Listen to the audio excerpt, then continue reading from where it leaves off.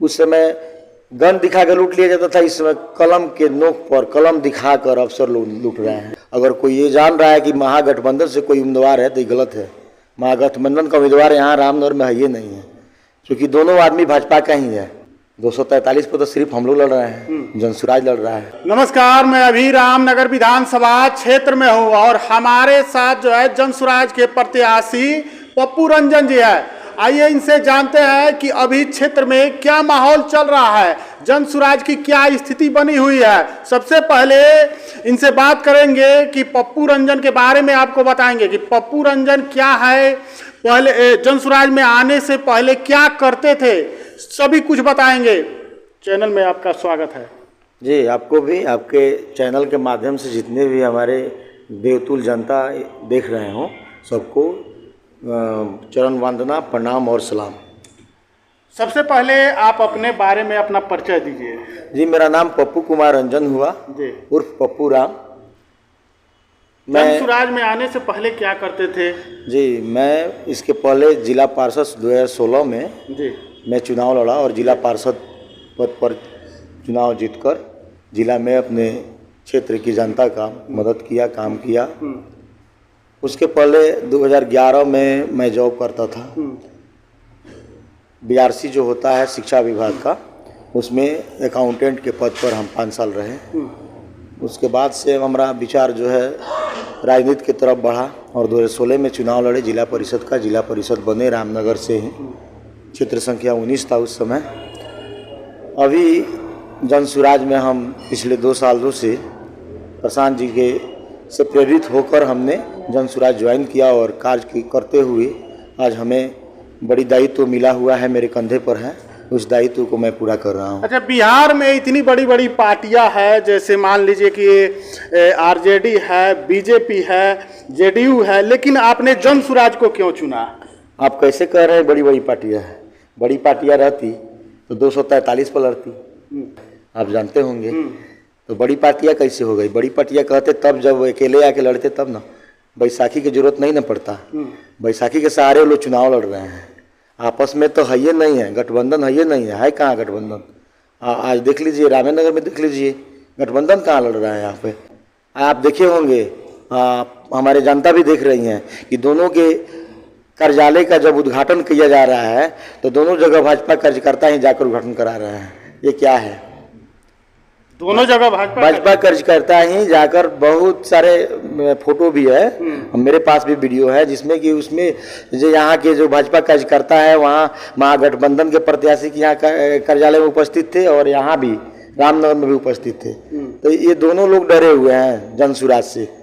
जनसुराज से डरकर ये दोनों आदमी मिलकर लड़ रहे हैं। यहाँ महागठबंधन नहीं लड़ रहा है, सिर्फ भाजपा लड़ रहा है, एनडीए गठबंधन लड़ रहा है। अच्छा, जनसुराज को क्यों चुने? इस सवाल का जवाब नहीं दिए। जनसुराज, देखिए, जनसुराज को जो भी पढ़ा लिखा व्यक्ति होगा, जो साफ सुथरा होगा, जो सही लोग होगा, हमारा स्लोगन ही है सही लोग, सामूहिक, सही लोग, सही सोच और सामूहिक प्रयास। तो जो व्यक्ति बिहार को बदलना चाहता है, वास्तविक मतलब देखना चाहता है कि हाँ वाकई में बिहार जो बहुत पिछड़ा हुआ क्षेत्र है और प्लान जो है मुख्य समस्या है वो जनसुराज में ही जाएगा, उसको दूसरी पार्टी में जाने की कोई ज़रूरत नहीं है। क्योंकि यहाँ शहरी पार्टियाँ यहाँ जो है अपने सरकार बनाई, कार्य की, लेकिन कोई आज तक प्लान पर काम नहीं किया। आज देखिए, आज सब कोई प्लान की बात कर रहा है। डर किनका? जब सिंहासन तक बनाने लगता है ना, तो हर घर को एक नौकरी देने का बात कर रहे हैं। उनको तो अभी जानकारी नहीं है ना, वो पढ़े लिखे रहते तो उनको पता रहता। उनका बजट क्या है पहले ये जान लें, उसके बाद हर घर सरकारी नौकरी देंगे। ये संभव नहीं है। ये वही वाला स्थिति है जो प्रधानमंत्री जो है 15 लाख दे रहे थे लोगों को, वही वाला स्थिति इनका भी है। बाद में कहेंगे कि जुमला है। हम लोग सरकारी नौकरी की बात नहीं कर रहे हैं, हम लोग रोजगार की बात कर रहे हैं। रामनगर विधानसभा में आप घूम रहे हैं, यहाँ का प्रमुख समस्या क्या है जिससे लोग परेशान हैं? देखिए, प्लान तो आप जानते करते हैं पूरा बिहार की समस्या है, मेरे रामनगर की भी वही समस्या है। दूसरी चीज़ जो है, मेरे यहाँ बहुत ज़्यादा जो है, देखिए पहले जो सरकार थी उस समय रात में लूटा जाता था, है ना। आज की सरकार जो है दिन में लूट रही है, यानी भ्रष्टाचार बहुत चरम सीमा पर है। उसको दूर करने के लिए हम लोग प्रशांत जी के साथ लगे हुए हैं जी। अच्छा, एक चीज बताइए कि अगर आप यहाँ से जीतते हैं रामनगर विधानसभा क्षेत्र में, तो जनता को क्या नया दीजिएगा? नया भ्रष्टाचार मुक्त करेंगे, पहली बात तो ये हो गई। दूसरी बात, जो समस्या हम लोग जो नेपाल के तराई क्षेत्र से हम लोग सटे हुए हैं ना, नेपाल से तराई क्षेत्र सटे हुए रहने के कारण देखिए आज हजारों एकड़ जमीन जो है हम लोगों को नदी जो है बर्बाद, फसल बर्बाद कर देती है।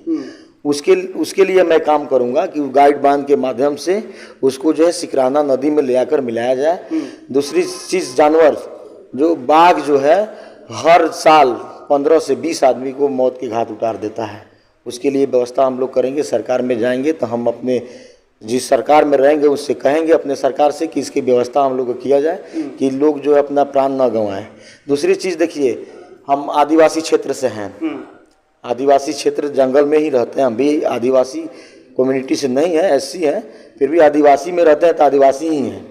जंगल अगर मेरा है तो अधिकार भी मेरा है। आदिवासी हम है तो जंगल मेरा है, आपका नहीं है।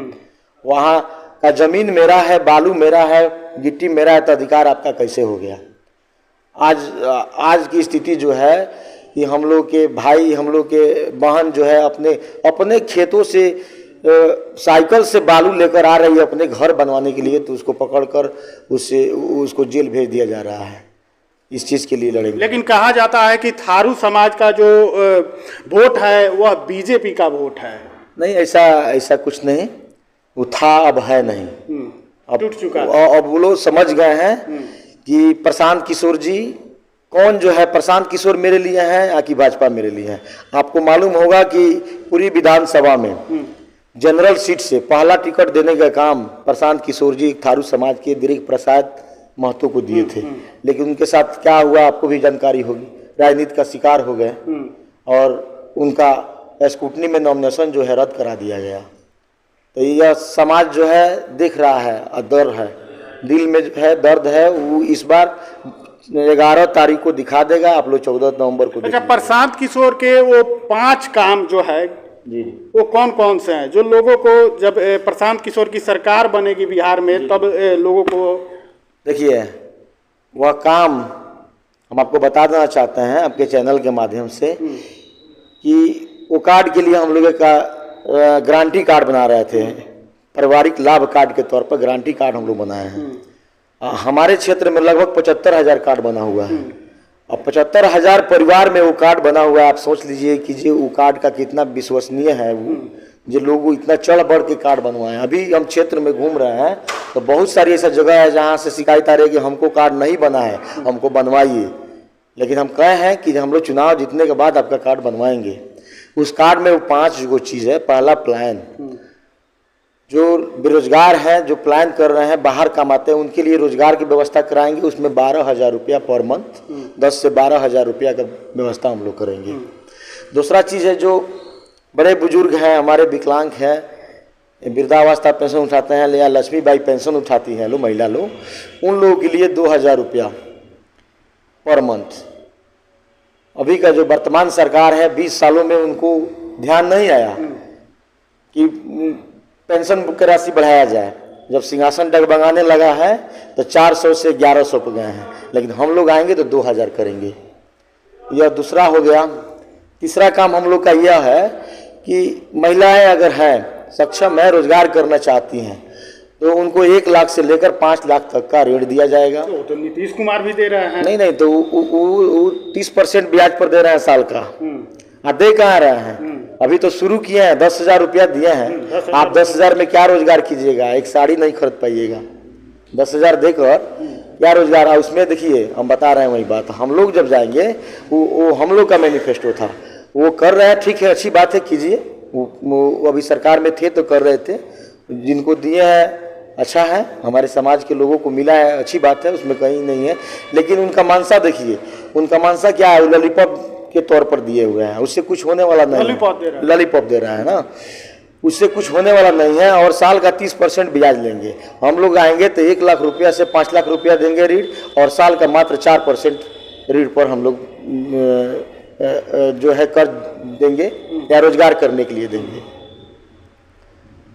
चौथा जो है,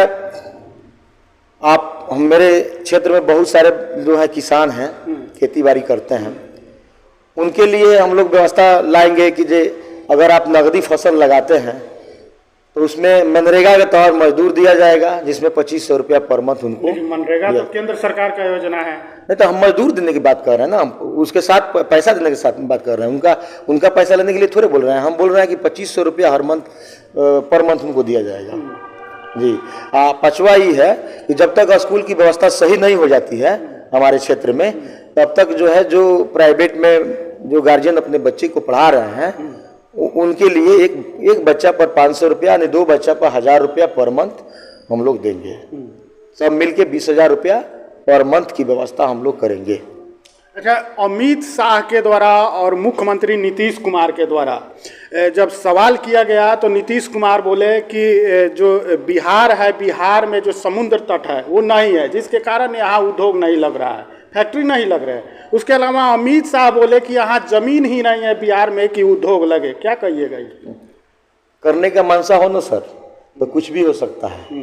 उनका मनसा करने का है ये नहीं है। उनको हम लोग को बिहारी कहने में मजा आता है। उनके यहाँ काज करने जाएंगे तो हमको अरे बिहारी इधर सुनो, ये करो वो करो, अपमान करेंगे। यहाँ वोट के बेरा जब आएगा तो आएंगे, कहेंगे आप लोग वोट दीजिए, आपके लिए हम लोग ट्रेन चालू कर रहे हैं।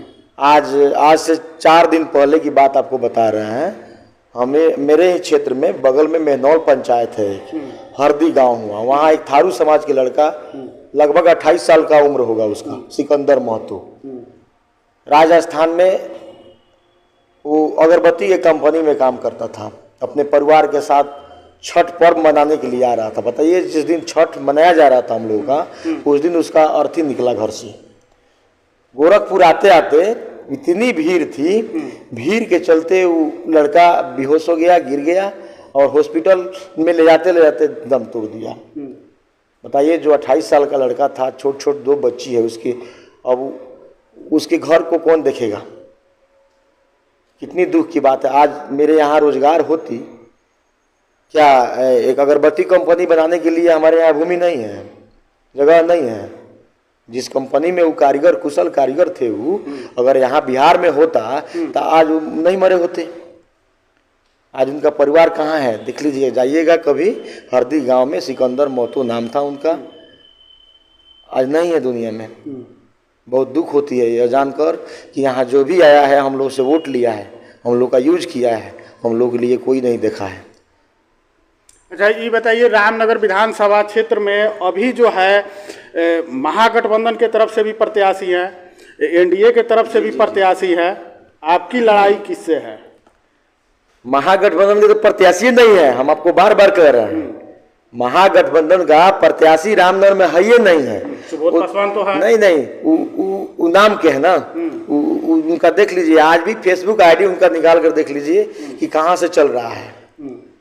आप उनका फेसबुक आईडी देखिएगा तो किनके माध्यम से चल रहा है ये आपको पता लग जाएगा कि वो भाजपा के एक बड़े शीर्ष के नेता हैं, उनके माध्यम से चल रहा है। वो कल भी भाजपा के थे, आज भी हैं और कल भी रहेंगे। तो मेरी लड़ाई भाजपा से ही है, क्योंकि दोनों आदमी भाजपा के हैं, ए और बी। कोई भी जीतेगा भाजपा का ही है जी। लेकिन इस बार रामनगर का विधायक रामनगर का लाल ही होगा, बाहरी नहीं होगा। इस बार बाहरी भगाना है और रामनगर के लाल को विधायक बनाना दोनों है। बाहरी है। दोनों बाहरी हैं।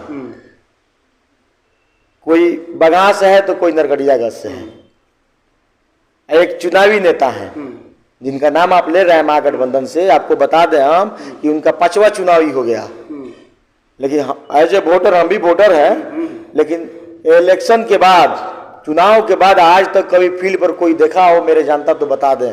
हम तो कैंडिडेट हैं, हम बोल सकते हैं, लेकिन आप पूछ लीजिएगा किसी भी जनता से कि 5 चुनाव लड़ने के बाद क्या वो कभी आते हैं क्षेत्र में?